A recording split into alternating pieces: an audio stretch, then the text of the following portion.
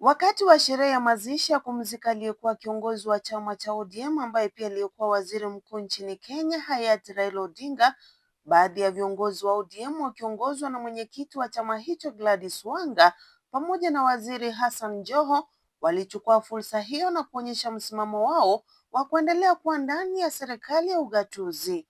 Kulingana na Gladys Wanga, hayati Raila Odinga ndiye aliyowaingiza kwenye serikali hiyo na hivyo hawataenda kinyume na hatua hiyo hata wakati hayati Raila ameaga, jambo ambalo liliungwa mkono naye waziri Hassan Joho ambaye pia alitoa wito kwa yeyote ambaye ni mwenye chama wa ODM na pia hataki kuendelea na serikali hiyo ya ugatuzi kujiondoa kutoka kwa chama mara moja. We said always that this our father, when he says left, we go left. When he says right, we go right. When he says fire, we fire. The last instruction he left us with, and with a very clear mind. And I remember him speaking at the burial of the late Dr. Phoebe Asio, and he said he made a clear decision to work with you for the stability and unity of the nation inside the broad-based government. That is the last standing instruction that Baba gave us. And as a people and as a party, that is where we will stand.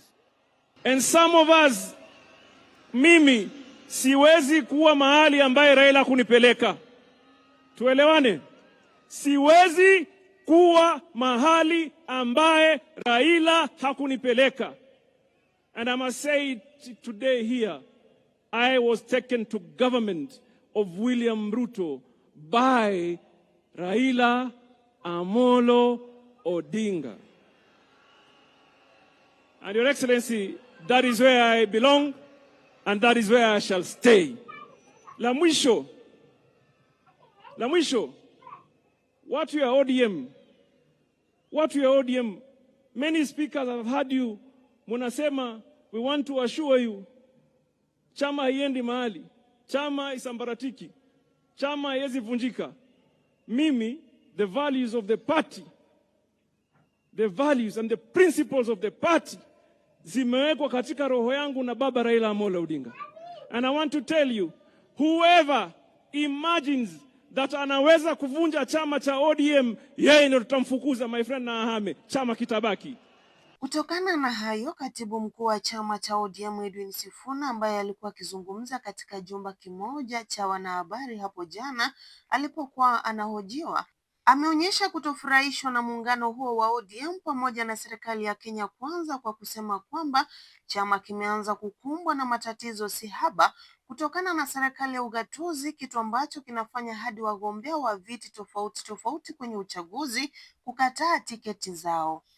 The advent of these conversations about our association with UDA, I visited a very respected member of a party, an old man from Kano. I will not disclose his name. I walked into this gentleman's house and he has a certificate of honor from ODM.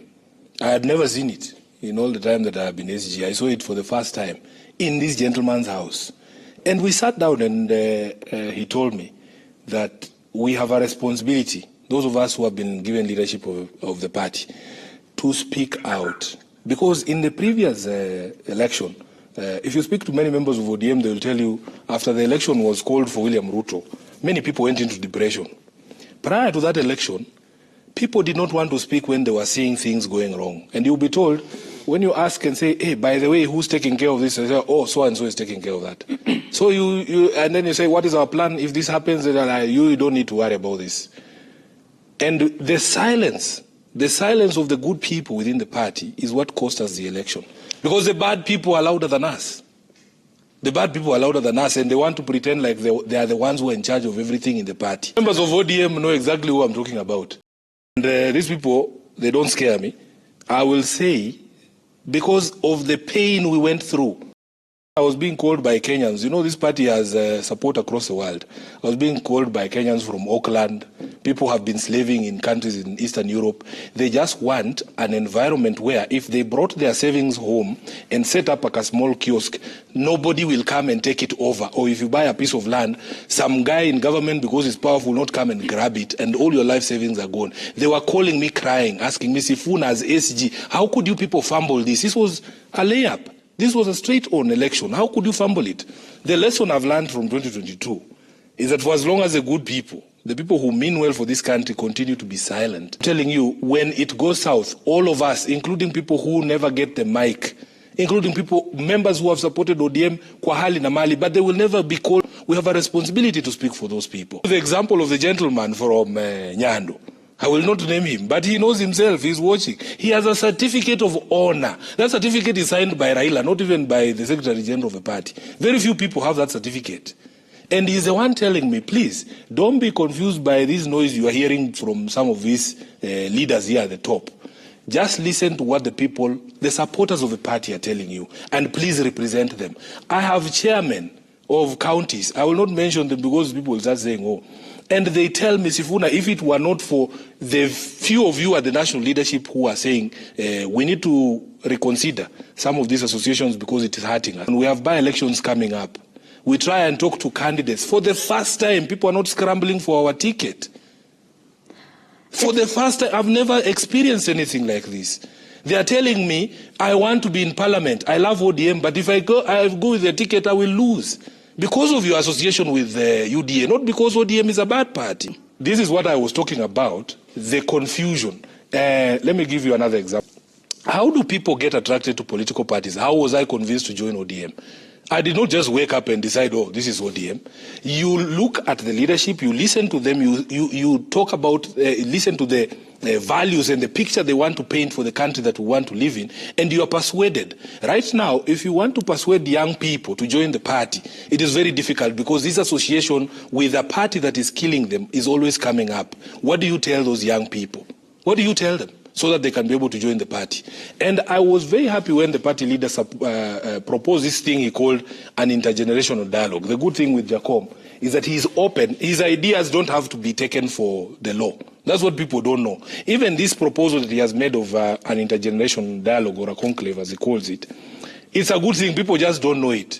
The question I want to ask is are people ready for an intergenerational discussion? An intergenerational discussion is one where you get all those generations to sit here. I don't think the schism in the party is along age groups.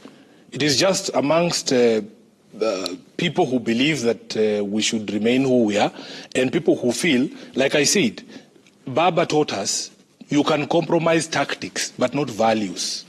When values start being compromised, that is the schism. There's people who don't have a qualm compromising values. You'll see a member of ODM. We used to be the ones who used to be tear gassed in these streets. I have been at the forefront of those things. People used to die for no reason during protests. I was reminding some of them that we would leave the office, we would leave Chungwa House during, even just as late as 2023. And we would be driving down the road, and without touching anybody's property or carrying any weapon, the police would descend on you. The police would descend on you. Can you imagine members of ODM suggesting that we should talk to the police to allow goons to protect the state? Can you imagine?